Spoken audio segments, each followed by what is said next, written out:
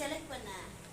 அது வந்து தாரகர் போட்டோ காமிச்சாருல நீ, ஒரு சில போட்டோஸ்லாம் காமிச்சாரு, அதான் அதை பார்த்து நான் மயங்கிட்டேன். அப்படி என்ன போட்டோ காட்டினார் தாரகர்? அவரு பாத்திரம் தைக்கிற மாதிரி, துணி துவைக்கிற மாதிரி, பெருக்கிற மாதிரி எல்லா வேலையும் பண்ணி இந்த போட்டோ காமிச்சாரு. அதான் எனக்கு ரொம்ப பிடிச்சி போச்சு.